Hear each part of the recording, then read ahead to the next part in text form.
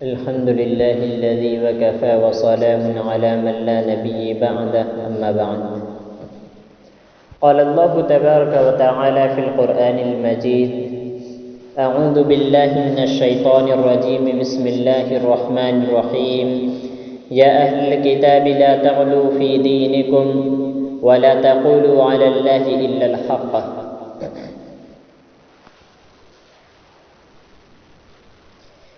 دین میں غلو اور انبیاء کرام اور صالحین کے مقام و مرتبے میں غلو کرنا یہ بندے کے ہلاکت کا سبب ہے، اور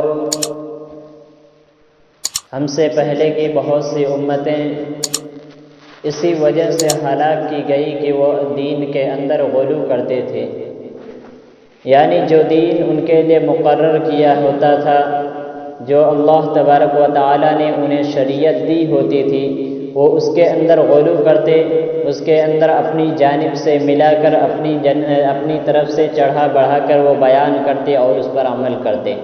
تو یہ دین کے اندر غلو کرنا، دین میں زیادتی کرنا یا ہلاکت کا سبب ہے. ایک انسان کے ہلاک ہونے کا سبب ہے کہ دین میں غلو کی جائے، اور اللہ تبارک و تعالیٰ نے دین میں غلو کرنے سے سختی سے منع کیا، کیونکہ دین اور شریعت وہی ہے جو اللہ تبارک و تعالیٰ نے ہمیں دیا ہے. جو نبی کریم صلی اللہ علیہ وسلم نے ہمیں دیا ہے وہی ہمارے لیے شریعت ہے، وہی ہمارے لیے دین ہے، وہی ہمارے لیے صراط مستقیم ہے. اس کے علاوہ کچھ بھی دین نہیں ہے. اللہ تبارک و تعالیٰ کہتا ہے: یا اہل الکتاب لا تغلوا فی دینکم، کہ اے اہل کتاب لا تغلوا فی دینکم، تم لوگ دین میں غلو مت کرو. ولا تقولوا علی اللہ الا الحق، اور اللہ تبارک و تعالیٰ پر تم حق کے سوا کوئی اور بات نہ کرو.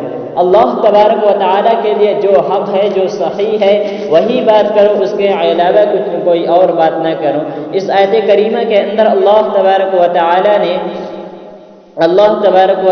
نے اس بات سے منع کیا کہ لوگ دین میں غلو کریں، لوگ دین کے اندر غلو کریں. حضرت عبداللہ بن عباس رضی اللہ عنہ سے روایت ہے کہ اللہ تعالیٰ کے فرمان: وَقَالُوا لَا تَذَرُنَّ آلِهَتَكُمْ وَلَا تَذَرُنَّ وَدًّا وَلَا سُوَاعًا وَلَا يَغُوثَ وَيَعُوقَ وَنَسْرًا. نصرہ کے بارے میں مروی ہے کہ جس اللہ تبارک و تعالیٰ نے ان کے معبود یعوق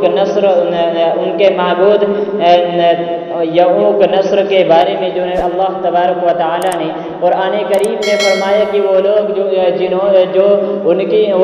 ان کے اندر نیک لوگ تھے وہ ان کی عبادت کرنے لگے تھے. اس کے بارے میں اللہ یہ مروی ہے کہ هذه اسماء رجال صالحین، کہ یہ نیک لوگ تھے. یہ جو نام اللہ تبارک و تعالیٰ نے قرآن کریم کے اندر بیان کیا، سواع، یغوث، یعوق، نصر، یہ ان میں کے صالحین اور نیک لوگ تھے. من قوم نوح علیہ السلام کے قوم سے یہ نیک لوگ تھے. فلما هلكوا اوحى الشیطان الى قومهم، پھر شیطان نے انہیں وسوسہ پیدا کیا، انہیں شیطان نے اس بات کو بتایا کہ یہ تمہارے نزدیک یہ نیک لوگ ہیں، لہذا انسبوا الى مجالسهم التي، لہذا تم ان کے نام پر، یہ لوگ نیک لوگ جہاں بیٹھا کرتے تھے تم بھی برکت کے لیے تم ان کی جگہ پر بیٹھو، ان کی جگہوں پر بیٹھو. كانوا يجلسون فيها انصابا، تم ان کی جگہوں پر بیٹھو. وسموها باسمائهم، اور ان کے ناموں سے انہیں موسوم کرو، انہیں نام لیا کرو. پھر اس کے بعد انہوں نے ایسا ہی کیا. پھر اس کے بعد ان کے نام کا وہاں پر پتھر رکھ دیا گیا، لیکن وہ لوگ ان کی عبادت نہیں کرتے تھے. لیکن اس کے بعد آنے والی قوم کو شیطان نے وسوسہ ڈالا کہ یہ تمہارے معبود ہیں، یہ تمہارے سے پہلے کے لوگ، تمہارے آباء و اجداد ان کی عبادت کیا کرتے تھے. لہذا وہاں سے بت پرستی کی ابتدا شروع ہوئی، لوگ بت کی عبادت کرنے لگے. اور یہ اللہ تبارک و تعالیٰ نے یہ قرآن کریم کے اندر یہ غلو کی مثال ہے کہ لوگوں نے اللہ کے صالحین بندوں کے ساتھ، نیک بندوں کے شان میں غلو کی. پہلے انہوں نے ان کی اور اسی طریقے سے دوسری روایت کے مطابق انہوں نے پہلے ان کی قبروں پر مجاور بن کے بیٹھا، ان کی قبروں پر بیٹھا، پھر اس کے بعد یہی سلسلہ شروع ہوا اور اس کے بعد وہاں سے بت پرستی کی ابتدا شروع ہو گئی۔ تو انہوں نے دین کے اندر سب سے پہلے غلو کیا، انہوں نے دین میں ان کے ساتھ نیک لوگوں کے ساتھ دین کے اندر غلو کیا، نیک و صالح لوگوں کے ساتھ انہوں نے غلو کیا، اللہ تبارک و تعالی نے اس سے سختی کے ساتھ منع کیا۔ اسی طریقے سے حضرت عمر رضی اللہ عنہ سے روایت ہے کہ رسول اللہ صلی اللہ علیہ وسلم نے فرمایا لا تطرونی کما اطرت النصارى ابن مریم انما انا عبد فقالوا عبد اللہ ورسول، کہ تم میری تعریف میں حد سے نہ گزرنا، میرے ساتھ غلو نہ کرنا جیسے عیسیٰ ابن مریم کے ساتھ کیا گیا ان کی تعریف میں، اور نصارہ نے حد سے تجاوز کیا۔ میں تو اللہ کا ایک بندہ ہوں، تم مجھے اللہ کا بندہ اور اس کا رسول ہی کہنا، تم اس میں غلو نہ کرنا۔ اور آج اگر دیکھا جائے تو اس کے اندر اولیاء، انبیاء کرام اور اولیاء کے ساتھ بھی غلو کر دیا گیا۔ نبی کریم صلی اللہ علیہ وسلم نے فرمایا انا عبد اللہ و رسول، میں اللہ کا بندہ ہوں اور اس کا رسول ہوں، مجھے اس کے بندہ اور اس کے رسول ہی کہنا، اس سے مجھے حد سے زیادہ نہ بڑھانا، جس طریقے سے عیسیٰ ابن مریم کو بڑھا دیا گیا۔ لیکن آج ایک مسلمانوں کا ہی طبقہ نبی کریم صلی اللہ علیہ وسلم کو رسالت سے بڑھ کر، اللہ کے بندے سے بڑھ کر ان کی شان میں غلو کرتے ہیں، انہیں حد سے زیادہ ان کی تعریف میں، ان کی توصیف میں حد سے زیادہ بڑھا چڑھا کر بیان کرتے ہیں۔